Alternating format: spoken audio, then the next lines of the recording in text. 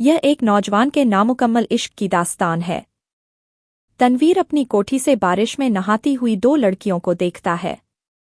उनमें से एक लड़की पर मुग्ध हो जाता है। एक दिन वो लड़की उससे कार में लिफ्ट मांगती है और तनवीर को ऐसा महसूस होता है कि उसे अपनी मंजिल मिल गई है, लेकिन बहुत जल्द उसे मालूम हो जाता है कि वो वेश्या है और तनवीर उदास हो जाता है। मूसलाधार बारिश हो रही थी और वो अपने कमरे में बैठा जलथल देख रहा था। बाहर बहुत बड़ा लॉन था जिसमें दो दरख्त थे। उनके सब्ज पत्ते बारिश में नहा रहे थे। उसको महसूस हुआ कि वो पानी की इस यूरिश से खुश होकर नाच रहे हैं। उधर टेलीफोन का एक खंबा गड़ा था उसके फ्लैट के ऐन सामने। ये भी बड़ा मसरूर नजर आता था, हालांकि उसकी मसरत की कोई वजह मालूम नहीं होती थी। इस बेजान शय को भला मसरूर क्या होना था, लेकिन तनवीर ने, जो कि बहुत मदमूम था, यही महसूस किया कि उसके आसपास जो भी शय है खुशी से नाच गा रही है। सावन गुजर चुका था और बारान अरहमत नहीं हुई थी। लोगों ने मस्जिदों में इकट्ठे होकर दुआएं मांगी, मगर कोई नतीजा बरामद न हुआ। बादल आते और जाते रहे, मगर उनके थनों से पानी का एक कतरा भी न टपका। आखिर एक दिन अचानक काले काले बादल आसमान पर घिराए और छाजों पानी बरसने लगा। तनवीर को बादलों और बारिशों से कोई दिलचस्पी नहीं थी। उसकी जिंदगी चटियल मैदान बन चुकी थी जिसके मुंह में पानी का एक कतरा भी किसी ने न टपकाया हो। 2 बरस पहले उसने एक लड़की से, जिसका नाम सुरैया था, मुहब्बत करना शुरू की, मगर यकतरफा मुहब्बत थी। सुरैया ने उसे दरखोरे इतना ही न समझा। सावन के दिन थे, बारिश हो रही थी। वो अपनी कोठी से बाहर निकला। जांगिया पहनकर नहाए और बारिश का लुत्फ उठाए। आम बाल्टी में पड़े थे। वो अकेला बैठा उन्हें चूस रहा था कि अचानक उसे चीते और ठहकहे सुनाई दिए। उसने देखा कि साथ वाली कोठी के लॉन में 2 लड़कियां बारिश में नहा रही हैं और खुशी में शोर मचा रही हैं। उसकी कोठी और साथ वाली कोठी के दरमियान सिर्फ एक झाड़ियों की दीवार हाइल थी। तनवीर उठा। आम का रस चूसते हुए वो बाड़ के पास गया और गौर से उन दोनों लड़कियों को देखा। दोनों महीन मलमल के कुर्ते पहने थीं, जो उनके बदन के साथ चिपके हुए थे। शलवार चूंकि लट्ठे की थी, इसलिए तनवीर को उनके बदन के निचले हिस्से के सही भुदौखाल का पता न चल सका। उसने पहले किसी औरत को ऐसी नजरों से कभी नहीं देखा था, जैसा कि उस रोज, जबकि बारिश हो रही थी, उसने उन दोनों लड़कियों को देखा। देर तक वो उनको देखता रहा जो बारिश में भीग भीग कर खुशी के नारे बुलंद कर रही थीं। तनवीर ने उनको पहले कभी नहीं देखा था, इसलिए कि वो तबन कुछ इस किस्म का लड़का था कि वो किसी लड़की को बुरी नज़रों से देखना गुनाह समझता था, मगर उसने उस रोज़ बड़ी ललचाई नज़रों से उनको देखा। देखा ही नहीं, बल्कि उनके गीले बदन में अंगारा बनकर बरमे की तरह छेद करता रहा। तनवीर की उम्र उस वक्त 20 बरस के करीब होगी। नाजुर बेकार था। जिंदगी में उसने पहली मर्तबा जवान लड़कियों के शबाब को गीली मलमल में लिपटे देखा, तो उसने यूं महसूस किया कि उसके खून में चिंगारियां दौड़ रही हैं। उसने उन लड़कियों में से एक को मुंतखब करना चाहा। देर तक वो चौर करता रहा। एक लड़की बड़ी शरीर थी, दूसरी उससे कम। उसने सोचा शरीर अच्छी रहेगी जो उसको शरारतों का सबक दे सके।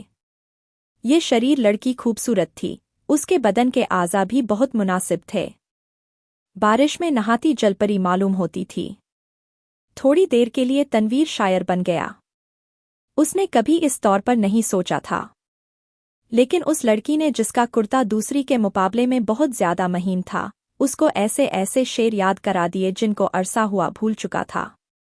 इसके अलावा रेडियो पर सुने हुए फिल्मी गानों की धुनें भी उसके कानों में गूंजने लगीं और उसने बाढ़ के पीछे ये महसूस करना शुरू किया कि वो अशोक कुमार है, दिलीप कुमार है।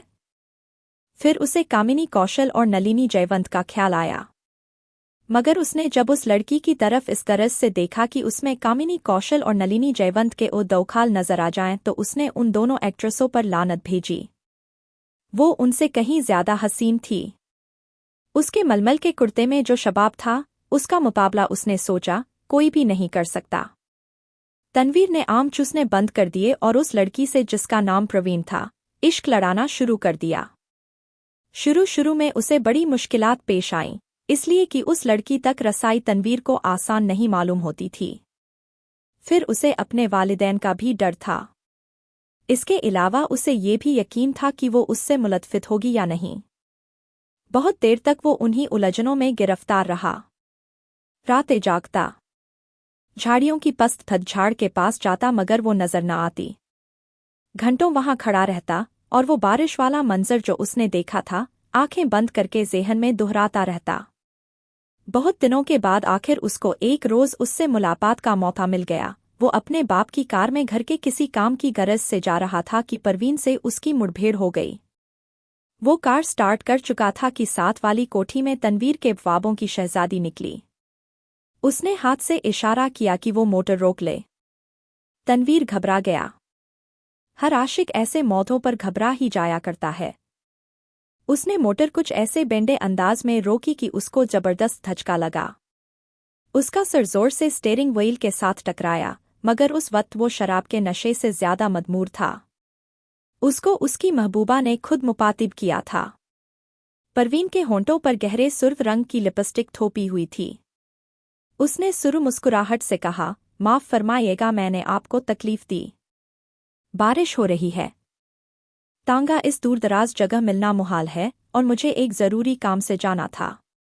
आप मेरे हमसाए हैं इसीलिए आपको ये जहमत दी। तनवीर ने कहा, जहमत का क्या सवाल पैदा होता है। मैं तो उसकी जबान लड़खड़ा गई। आपसे मेरा तारुफ तो नहीं लेकिन आपको एक बार देखा था। परवीन अपनी सुर्ख मुस्कुराहटों के साथ कार में बैठ गई और तनवीर से पूछा, आपने मुझे कब देखा था। तनवीर ने जवाब दिया, आपकी कोठी के लॉन में। जब आप और आपके साथ एक और लड़की बारिश में नहा रही थी। परवीन ने अपने गहरे सुर्ख लबों में से चीखनुमा आवाज निकाली, हाय। आप देख रहे थे।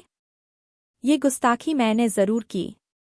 इसके लिए माफी चाहता हूँ। परवीन ने एक अदा के साथ उससे पूछा, आपने देखा क्या था। ये सवाल ऐसा था कि तनवीर उसका जवाब नहीं दे सकता था। आएं बाएं शाएं करके रह गया। जी कुछ नहीं, बस आपको। मेरा मतलब है कि दो लड़कियां थीं जो बारिश में नहा रही थीं और खुश हो रही थी। मैं उस वक्त आम चूस रहा था। परवीन के गहरे सुर्ख लबों पर शरीर मुस्कुराहट पैदा हुई। आप आम चूसते क्यों हैं? काट कर क्यों नहीं खाते? तनवीर ने मोटर स्टार्ट कर दी। उसकी समझ में न आया कि इस सवाल का जवाब क्या दे, चुनांचे वो गोल कर गया। आपको मैं कहाँ ड्रॉप कर दूं? परवीन मुस्कुराई, आप मुझे कहीं भी ड्रॉप कर दें, वही मेरी मंजिल होगी। तनवीर ने यूं महसूस किया कि उसे अपनी मंजिल मिल गई है। लड़की जो उसके पहलू में बैठी है अब उसी की है, लेकिन उसमें इतनी जुर्रत नहीं थी कि वो उसका हाथ दबाए या उसकी कमर में 1-2 सेकंड के लिए अपना बाजू हमायल कर दे।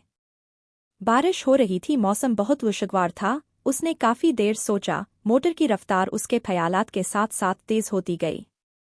आखिर उसने एक जगह उसे रोक लिया और जज्बात से मवलूब होकर उसको अपने साथ चिमटा लिया। उसके होंठों से अपने होंठ पैवस्त कर दिए।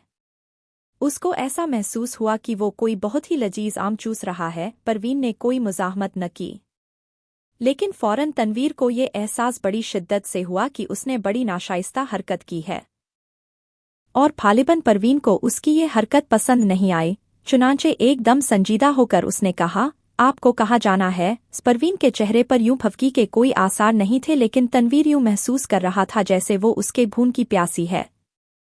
परवीन ने उसे बता दिया कि उसे कहाँ जाना है। जब वो उस जगह पहुंचा तो उसे मालूम हुआ वो रंडियों का चकला है। जब उसने परवीन को मोटर से उतारा तो उसके होंठों पर गहरे लाल रंग की मुस्कुराहट बिखर रही थी। उसने कूल्हे मटका कर ठेठ कस्बियों के अंदाज में उससे कहा, शाम को मैं यहाँ होती हूँ, आप कभी जरूर तशरीफ लाइए। तनवीर जब भौचक्का होकर अपनी मोटर की तरफ बढ़ा तो उसे ऐसा लगा कि वो भी एक कस्बी औरत है जिसे वो हर रोज चलाता है। उसकी लाल बत्ती लिपस्टिक है जो परवीन ने होंठों पर थोपी हुई थी। वो वापस अपनी कोठी चला आया। बारिश हो रही थी और तनवीर बेहद मदमूम था। उसको ऐसा महसूस हुआ कि उसकी आंखों के आंसू बारिश के कतरे बनकर टपक रहे हैं।